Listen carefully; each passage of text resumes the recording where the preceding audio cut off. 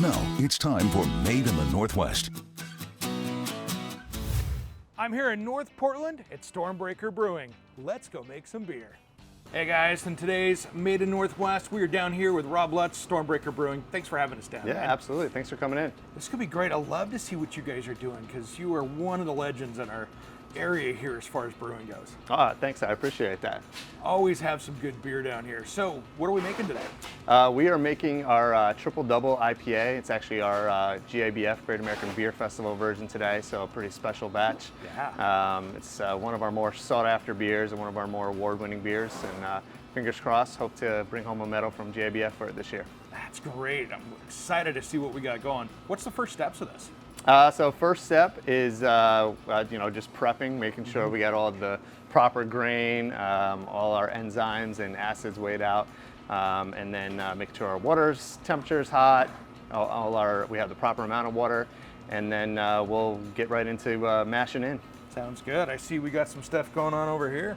Yeah, so I've already done my first half of the brew. I am graining out right now, so I've mashed in already.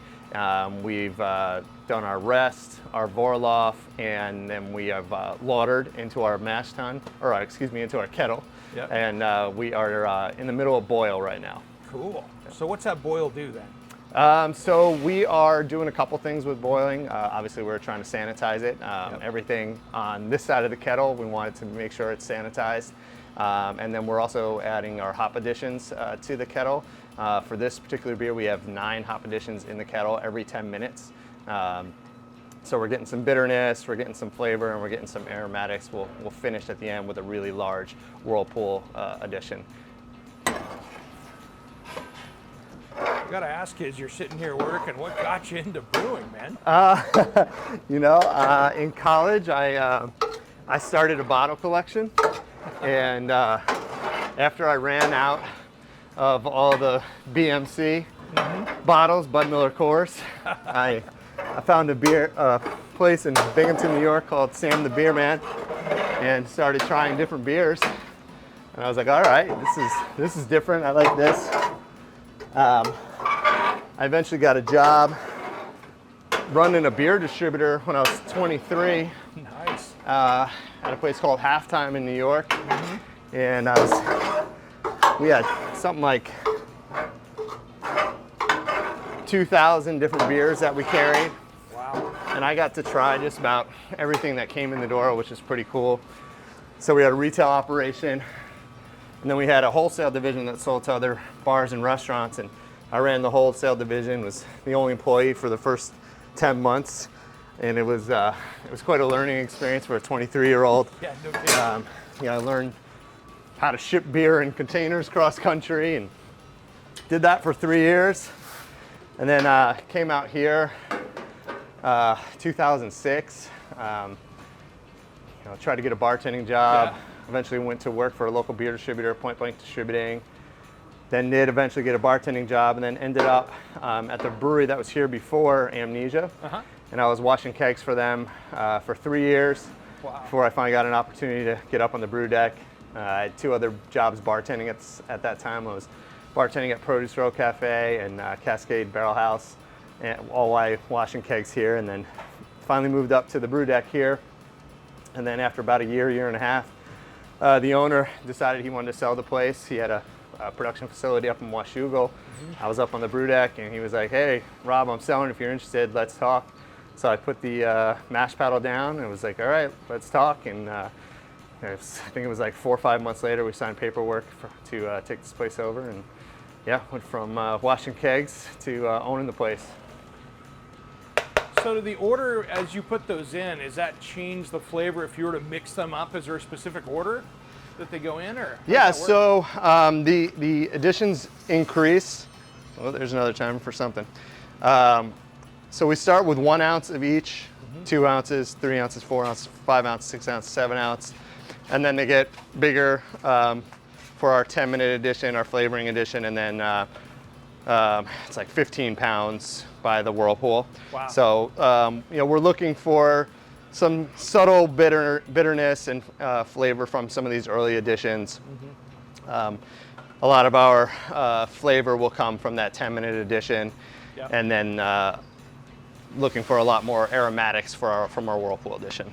So we're trying to get it spinning to get any trub and hops to collect in the middle. Yep. So they'll create a trub cake at the end, and ideally we can get as much clean, clear wort out of the kettle as possible and leave all that stuff behind. So that's the point of this Whirlpool here. That's cool. Hey, I noticed you talking about Vorlofing in this. What is that process? Yeah, Vorlofing for our purposes mainly just means to recirculate. Okay. So what we're doing is we're pulling the wort off the bottom of the mash tun and we're circulating it back up over the top of the grain bed. And what we're trying to do is get a nice filter bed with the grain, and we're pulling any particulate, any grain particles off the bottom, and running that for about 30 minutes until we get a really nice, clean wort. So when we're sending that and loading over to the kettle, we're getting clear wort going in and no grain particles. Any grain that makes it into the kettle can produce some tannins and all flavors that we don't want. So right now we're milling in.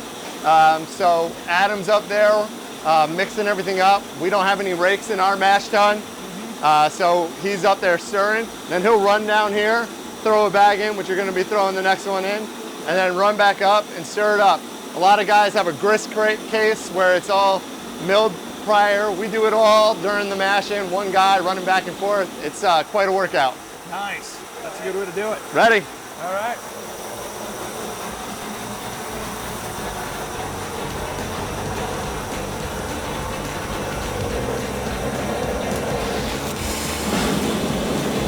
Oh, like an old pro.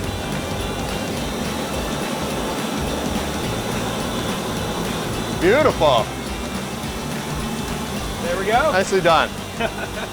How does it change when you have the fresh hop beers versus the other? So with the fresh hop beers, what we typically do is we add it on cold side. So we'll add it into a tank and we'll recirc our bright beer, finished beer over the hops. And depending on the hop, you get all kinds of awesome aromatics. People often think, oh, it's going to be this big, like hoppy, bitter beer, but you're actually just getting these really amazing fresh aromatics, a little bit grassy, a little bit earthy, because you are putting fresh vegetal matter in there. But the hops are being picked, and right off the vine, we go pick them up that morning and throw them in the beer right off the vine, so there's no drying process or anything like that. We did 14 different fresh hop beers last year, which is a lot. So how long does it end up sitting in the tank after it's moved into there? So if all things go according to plan and the yeast does what we expect it to do, which doesn't always go that way, Sure. It should be in there for about 14 days. Okay. So we got about 5 or 6 days of primary fermentation. And then after 6 days, we'll do a soft crash down to about 60 degrees. Try to get as much yeast to drop out of the beer as possible. Yep. And then the following day, we'll dry hop it. Okay. And we've actually just started a new technique where we will roll CO2 on this carb stone to kind of mimic recirculating the hops and to get as much exposure to the hops in the beer as possible, get as much cool. aromatics.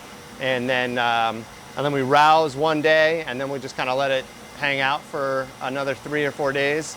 And then we will cold crash it down to as close to 32 degrees as possible. Okay. And that will start to drop out any yeast and anything else out of the beer down into the conical part of the fermenter. And we'll be trubing that every day after our first route, try to get as much of that particulate and any trub out of the tank. Once it's crashed down to 32 degrees for 24 hours, we put biofine in it, which is another fining agent, clarifying agent, all vegan, by the way. Nice. And then after 24 hours of that settling out, we'll move it into our bright tanks. We're in there for 3 to 7 days, depending on the needs of the brewery and the needs of the beer. Typically, it's about 3 or 4 days. And so overall, about 18 days typically for an ale to be packaged up into keg or a can. Canning has to fit into the schedule a little bit more, so we might sit around and let it hang out for a little bit longer till we can. Kegging we can generally do at any time, but when we can, our canning line is here. We'll roll that over here. The rest of our canning equipment lives in the garage across the street, so we'll have our decal set up here. It L's into our seamer filler, into our labeler, and then into our pack tech, and out the garage door onto the sidewalk. So that's pretty much the only thing we're doing that day is canning. So we have to make sure nothing else is going on canning days. Man, you guys are compacted here. There's no real estate that's happening. No. And every time somebody comes in here, they're like, "How did you get another tank in here, Rob?" I'm like, a lot of measuring. Yeah. All right. I know we got some thirsty people out there. How do people track you guys down? Yeah, so we self-distribute, so you can find our beers at New Seasons, Whole Foods, Belmont Station, John's Marketplace. We have tons of locations around town, and then we have 3 different locations that you can come down to our pub. We have our original location here at 832 North Beach Street. We have a St. John's location at 8409 North Lombard, and we also just opened up a beer cart out at the pods at the yard on 82nd and Davis. So there's a food cart pod out there, and we're running the beer cart out there. Oh, that is great. That's a good place for it. Well, thanks for having us out today, man. This has been fascinating to watch how you guys make beer. Yeah, thanks, Eric. I appreciate you guys coming out. Right here, made in the Northwest, StormBreaker Brewing.